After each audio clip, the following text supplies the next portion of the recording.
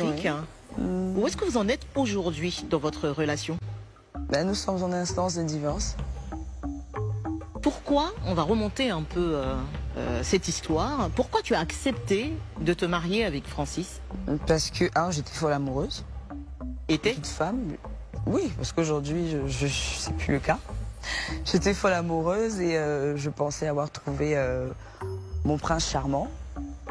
L'homme que j'ai toujours recherché. Et puis bon, en même temps, je suis tombée enceinte. Voilà. Donc moi, je suis dans ma bulle. Je suis dans mon rêve. Et puis voilà, simplement. On a vu que tu l'avais... Je pense avoir trouvé ce que toutes les femmes recherchent.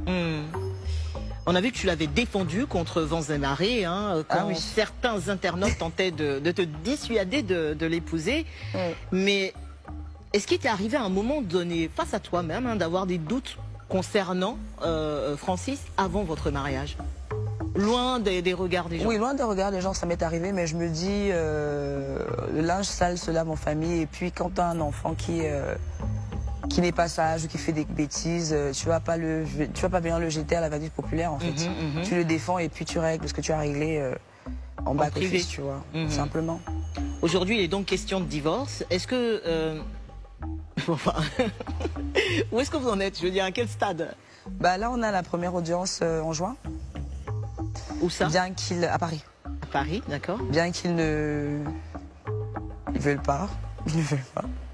Parce que lui, il ne veut pas du tout. Oui, il veut pas, mais c'est mieux pour nous deux et pour la petite.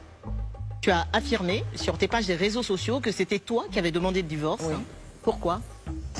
Parce qu'on était en incompatibilité, simplement on ne se comprenait plus et puis ça ne... Enfin, je me suis juste rendu compte que c'était pas ce que je recherchais. Je m'étais juste trompée en fait. Mais le mariage c'est pour le meilleur et pour le pire. Je sais, mais en fait... Chacun sait ce qu'il peut supporter ou pas. Francis s'exprime très peu publiquement sur ce sujet. À ton avis, pourquoi? Aucune idée. Une idée. Est-ce que la situation t'a fait souffrir? Beaucoup, extrêmement. Parce que je me suis mis beaucoup de personnes à dos. En fait, la première chose, c'est parce que j'y ai cru. Donc quand j'y crois, je me mets tout. Je mets mon âme, je mets mon sang, je mets tout.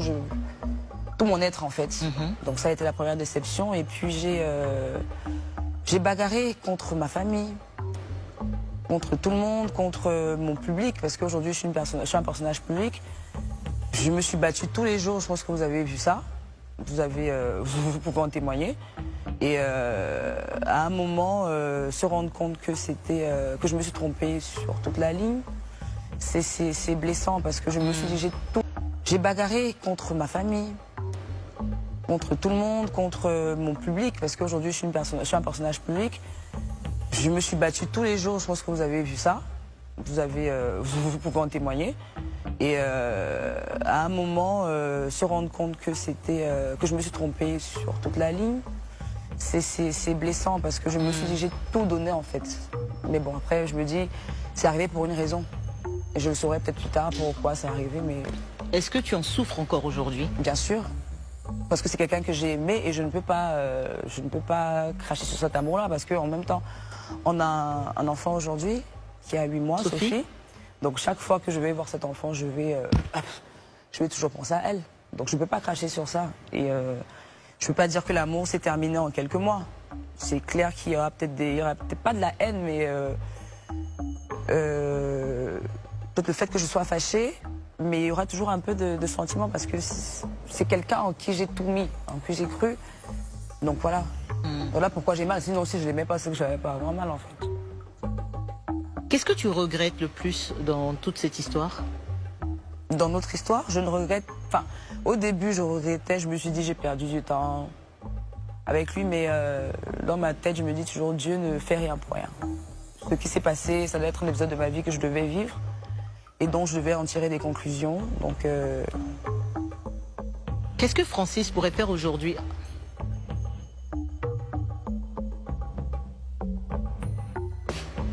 Qu'est-ce qu'il pourrait faire aujourd'hui pour regagner ta confiance et ton cœur?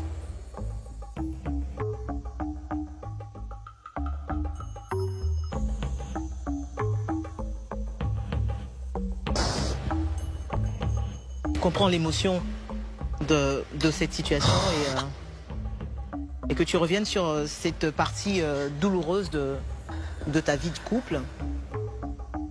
Emilia, tu penses qu'il pourrait aujourd'hui faire des choses pour regagner ta confiance? J'ai pas forcément envie d'expliquer tout ce qui s'est passé parce que je pense que tout le monde a vu un peu tout ce qui s'est passé. J'ai pas envie de revenir là-dessus. Mais je pense que pour moi, c'est allé trop loin. Pour ce que moi, je lui avais donné. Est-ce que tu es certaine aujourd'hui qu'il n'y a pas d'incompréhension, de quiproquo, Non. Avec le recul, est-ce que tu regrettes de lui avoir dit oui? Oui, j'ai regretté. Mais bon.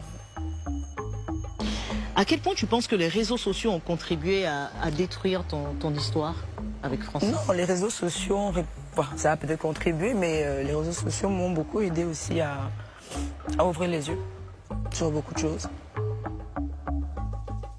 Tu as eu ces derniers jours une violente altercation verbale, justement sur les réseaux sociaux, par réseau interposé avec ta belle-sœur. Qu'est-ce qu'elle te reproche ou qu'est-ce que tu lui reproches? Déjà, c'est pas ma belle-sœur. C'est la sœur de son amie.